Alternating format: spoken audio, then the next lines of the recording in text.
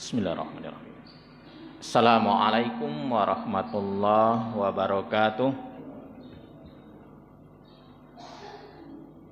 Alhamdulillahilladzi ahyana ba'da ma amatana wa ilaihin nusyur. Asyhadu an la ilaha illallah wahdahu la syarikalah wa asyhadu anna Muhammadan abduhu wa rasuluhu la nabiyya ba'da.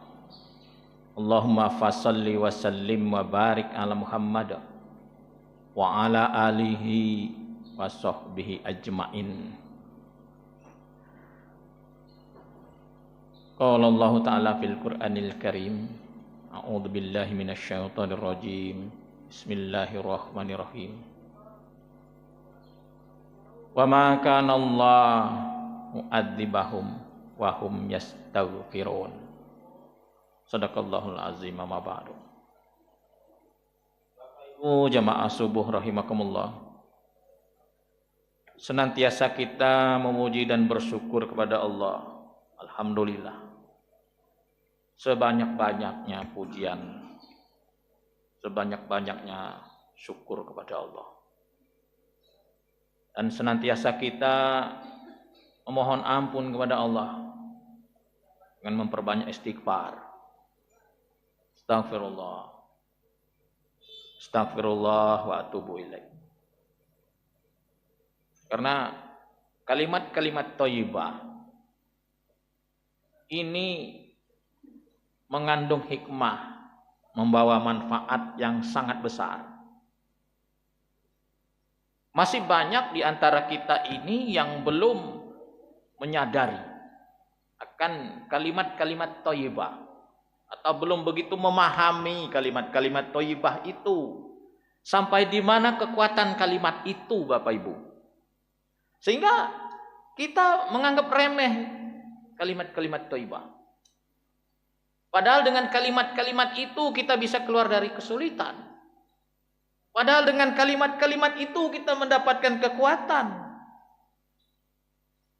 Padahal dengan kalimat-kalimat itu Allah akan ampunkan kita. Tapi kita belum mengamalkannya. Baik Bapak Ibu yang saya hormati, kultum subuh kita pada hari ini, kita akan mengangkat satu amalan yang luar biasa. Mungkin selama ini belum kita jadikan amalan utama, Bapak Ibu. Akan terlihat nanti sampai di mana pengamalan kita terhadap satu kalimat thayyibah. Amalan yang akan kita angkat pada subuh kali ini adalah keutamaan istighfar. Keutamaan istighfar ini banyak dijelaskan di dalam Al-Quran, berpuluh-puluh, di berbagai tempat, di berbagai surah, dan juga di dalam banyak hadis. Apa saja hikmah kalau kita istighfar itu, Bapak Ibu? Dan mengapa kita harus istighfar? Ini kan menjadi pertanyaan, mengapa kita harus istighfar? Baik Bapak Ibu, sebelum kita uraikan lebih lanjut, mengapa kita harus istighfar? Sebenarnya Bapak Ibu, manusia ini selalu dalam keadaan masalah. Selalu mendapatkan masalah. Hidup adalah ujian. Ujian itu menjadi masalah buat kita kalau kita tidak bisa mengatasi sebuah ujian. Dan masalah yang terberat yang kita hadapi sebagai makhluk Allah, hamba Allah yang lemah, adalah dosa, Bapak Ibu. Dosa inilah yang akan membawa mudarat, membawa kesusahan, sampai seseorang itu karena dosa-dosanya sampai dia ke azab Allah, neraka Allah. Tentunya dengan dosa-dosa ini kita perlu solusi. Karena dosa-dosa ini akan menghijab seorang hamba menuju Allah. Seseorang yang sampai ke neraka Allah itu dia terhijab dari Allah, Bapak Ibu. Juga di dalam masalah manusia, di samping dosa, kita ini terlalu banyak masalah di dalam hidup. Sedangkan solusinya itu belum kita ketemukan. Sebenarnya, semestinya setiap ada masalah, kita sudah menemukan solusi. Oh, ini ada masalah berat, ada solusi. Ada masalah, ada solusi. Ada masalah, ada solusi. Kebanyakan di antara kita menemukan jalan buntu di saat kita mendapatkan masalah. Di saat kita terbentur dengan masalah kehidupan. Banyak masalah kita, Bapak Ibu. Baik Bapak Ibu, kita akan bacakan sebuah hadis Bapak Ibu. Man lazimal istighfar, ja'alallahu lahu min kulli dhiqin makhraja, min kulli hammin faraja, warzaqahu min haitsu la yahtasib. Dari sini terlihat permasalahan manusia. Pertama, permasalahan kesempitan di dalam hidup. Banyak Pak. Mungkin dirundung hutang, mungkin dirundung masalah keluarga, masyarakat dan sebagainya. Kemudian masalah itu membawa kesedihan. Ada yang kehilangan, ada yang dicoba dengan berbagai penyakit, sehingga menimbulkan kesedihan. Kekurangan harta, sehingga membuat kita ini galau di dalam hidup Bapak Ibu, gamang menghadapi hidup, sehingga menjadi berat beban hidup, stres Bapak Ibu. Tidak sedikit orang yang stres di dalam hidup, bahkan menjadi gila, bahkan menjadi stroke, karena permasalahan hidup yang cukup berat, karena dia tidak menemukan sebuah solusi di dalam hidup. Ditumpuk, cak mano ini, orderan tambah dikit, tambah sepi, jualan tambah sepi. Akhirnya bangkrut, stres berat. Akhirnya stroke. Banyak yang seperti itu. Melihat hadis ini, hadis riwayat Abu Daud, termasuk Ibnu Majah dan Imam Ahmad. Man lazimal istighfar, ja'alallahu lahu min kulli dhiqin makhraja. Barang siapa yang melazimkan istighfar, senantiasa beristighfar, dawam dia. Nanti akan kita jelaskan lebih lanjut berapa banyaknya itu. Siapa saja yang sudah mengamalkan ini, Pak, Allah akan jadikan jalan keluar dari setiap masalah.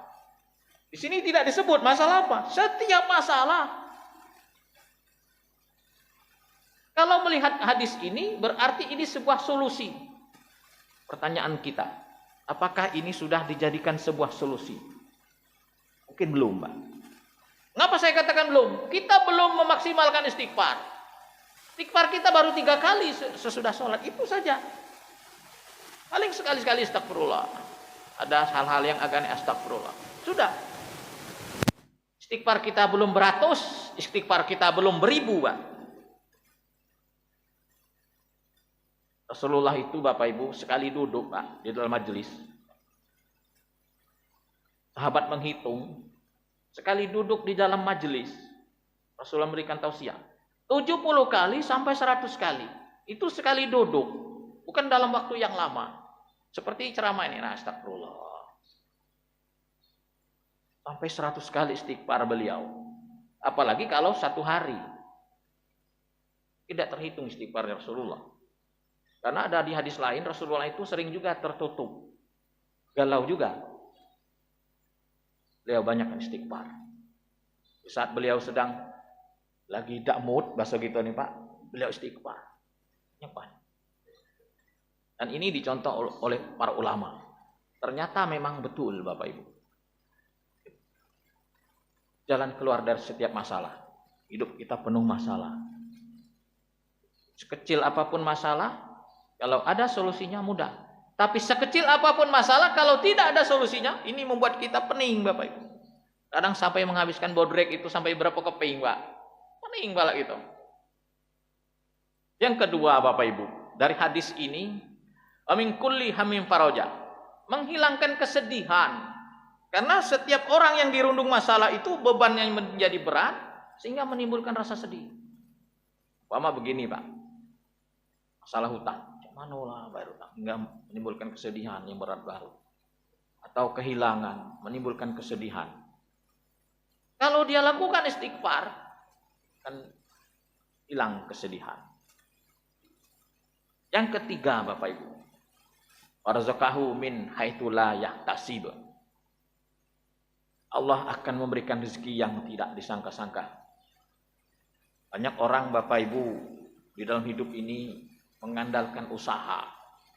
Bagus, ikhtiar. Memang itu sebuah sunnah, ikhtiar. Tapi terkadang sebuah ikhtiar dan usaha tidak mencukupi di dalam kebutuhan. Banyak contoh, Pak. Lapras keringat, banting tulang, tidak cukup juga. Kita mentok, cak mana nih nak pinjam sana, nak minjami duit, minjam sini. Buka usaha lagi, masih kurang. Usaha lagi, bangkrut. Ternyata solusinya adalah istighfar. Ada seseorang mengadu kepada ulama dengan berbagai masalah. Jawaban ulama ini hanya satu, istighfar. Banyakkan istighfar. Kemudian datang lagi menghadap. Masalah-masalahnya sudah terselesaikan. Dengan istighfar. Berarti istighfar ini sebuah solusi. Berarti istighfar ini sebuah kekuatan, Bapak Ibu. Itu manfaat istighfar. Dari ayat Al-Quran yang kita bacakan tadi, Al-Quran surah Al-Anfal, di muka tadi, di mukaddimah, wa ma kana Allahu mu'adzibahum wa hum yastaghfirun. Sebuah hikmah dari istighfar, kita tidak diazab oleh Allah. Salah satu asbab, sebenarnya banyak asbab itu sebab-sebab. Salah satu sebab seseorang itu diazab oleh Allah, ditimpakan musibah kepadanya adalah dosa, Bapak Ibu. Karena dosa. Mungkin sering ngomong carut, dapat dia mudarat dari ngomong carut. Mungkin dia PHP, Pak. PHP ini janji-janji palsu. Dia akan mendapatkan mudarat dari PHP-nya itu, Pak. Ada, Bapak Ibu. Janji-janji beyo lah, kayak kunjuk kau. Tahu pasar macet. Itu akan mendapatkan mudarat. Walaupun, Pak, walaupun orang yang di PHP ini sudah mengampuni, sudah mengikhlaskan. Tapi Allah melihat hambanya ini kecewa. Terkadang seperti itu, Pak.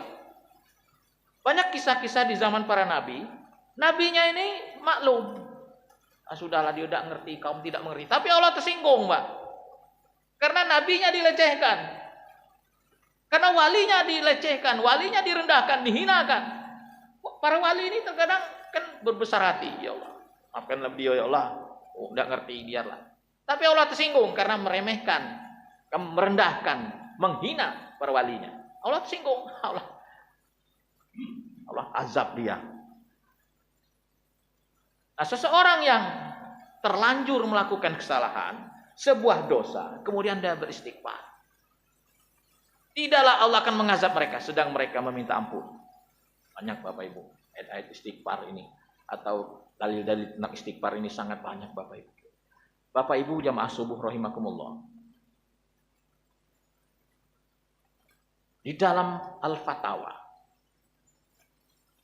istighfar itu sebuah kebaikan yang sangat besar, Pak. Nah, kita mungkin belum mengambil kebaikan ini. Mungkin prediksi kita, pemahaman kita, kebaikan ini nolong orang saja, sedekah saja, atau melakukan hal-hal manfaat yang lainnya. Betul, itu sebuah kebaikan. Tapi istighfar adalah kebaikan yang sangat luas dan besar. Mengapa itu tidak kita ambil, Bapak Ibu? Karena kita belum begitu paham dengan istighfar. Karena kita belum melazimkan istighfar. Seseorang yang belum melazimkan istighfar, berarti dia belum paham dengan istighfar. Belum paham, Pak. Apalagi istighfarnya sedikit. Apalagi istighfarnya itu belum dijadikan sebuah amalan. Maka barang siapa yang merasakan kekurangan di dalam ucapannya, ngomong-ngomong banyak kekurangan, atau amalnya banyak kekurangan, atau rezekinya masih seret, masih sedikit, atau berbolak-balik hatinya, kadang galau, kadang sedih, kadang cak mano mikir ini, wah ini nak setoran, duit belum ada, sudah jatuh tempo, maka hendaknya ia beristighfar. Beristighfar ini sebuah solusi, Bapak Ibu. Ada sebuah imam Di saat dia menghadapi permasalahan berat. Ini imam ini viral Bapak Ibu. Seorang imam besar, imam pembaruan di dalam Islam. Di saat dia dirundung masalah yang besar, setiap masalah apa saja, dia akan beristighfar kepada Allah sampai 1000 kali. Bukan sedikit istighfarnya, sampai 1000 kali, bahkan dilebihkannya. Astagfirullah, astagfirullah, astagfirullah. Kalimat istighfar itu simple Pak, astagfirullah. Mau yang panjang? Ada. Itu Pak, sampai 1000. Itu Imam Ibnu Taimiyah. Di saat istighfarnya sudah banyak, dia akan melihat dengan jelas. Oh, inilah sebuah solusi. Dia lihat dengan jelas. Dengan mata kepalanya, dengan keyakinannya. Karena sudah dia membanyakkan istighfar. Terlihat sebuah solusi di depan mata. Imam Ibnu Taimiyah. Yang kan Bapak Ibu, sebuah imam besar. Tahun 1200 Hijriah. Inilah dia. 1200 Masehi. Pernah juga masalah ini ditanyakan dengan imam besar, Imam Ibnu Al-Jauzi. Ini lain Pak, ada Imam Ibnu Al-Jauzi, ada Imam Ibnul Qayyim Al-Jauziyah, ada dua Pak. Bukan, ini lain-lain imam. Kalau Imam Ibnul Qayyim Al-Jauziyah itu murid dari Imam Ibnu Taimiyah. Kalau Imam Ibnu Al-Jauzi bukan murid Ibnu Taimiyah. Pernah ditanyakan seperti ini. Wahai imam, wahai ustaz, wahai syekh, mana yang lebih utama? Bukan yang lebih mulia, Pak. Mana yang lebih utama? Kita beristighfar atau bertasbih, Pak? Mungkin kita belum terpikir sampai situ. Tapi di zaman itu ada seorang yang mendengarkan kajian bertanya, mana yang kita dulukan? Memuji Allah atau beristighfar? Sudah tahu jawabannya Pak. Apa jawaban imam ini? Jawaban imam ini sangat simpel. Sebuah baju yang kotor lebih layak untuk memerlukan sebuah sabun daripada minyak wangi Pak. Pikir benar ini. Betul ini Pak. Tidak gunanya minyak wangi kalau badan kita kotor. Maksudnya kalau jasad inilah banyak dosa, lebih gelimang maksiat, istighfar lebih utama. Nanti setelah itu mengharumkannya dengan baca tasbih, hamdalah dan sebagainya. Istighfar lebih diperlukan bagi seorang hamba yang penuh dengan kemaksiatan. Apalagi kita di dalam hidup ini banyak menemukan masalah, buntu di dalam mencari solusi. Banyakkan istighfar. Ada orang begitu mengandalkan realita, pemikirannya semata. Dia menganggap bahwa pemikirannya ini yang hebat, usahanya yang hebat. Dia belum mengandalkan Allah di dalam hidupnya. Saya pernah berdebat dengan ayah saya, apakah doa dulu, apakah usaha dulu? Sebenarnya sebelum usaha itu sudah doa dulu, malam-malam, ya Allah, mudahkan aku usaha, ya Allah. Sudah doa, besok pagi baru usaha. Doanya sudah duluan ke langit, Pak. Itu yang benar. Bukan usaha dulu, lah mentok, lah buntu, baru. Tidak. Jangan kita dipanggil oleh Allah, ditegur oleh Allah, saat kita sudah terlalu jauh. Ada orang Mbak, dia sudah terlalu jauh dalam menyimpang, Allah tegur, set, diberi dengan ujian. Kalau bisa kita jangan seperti itu. Beri penyakit dulu, baru manggil, ya Allah, ya Allah, ya Allah. Bukan begitu. Semestinya dari awal ini kita sudah panggil Allah. Kita sudah banyak istighfar kepada Allah. Memang idealnya, istighfar itu di saat kita melakukan kesalahan, baru pas. Tapi sebuah sunnah, sebuah ajaran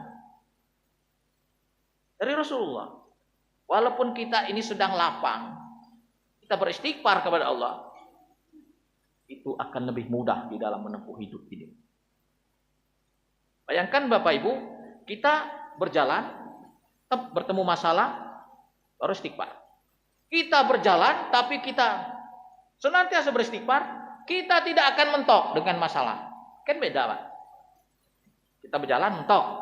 Cuman ini, cuman istighfar, hilang karena ada solusi.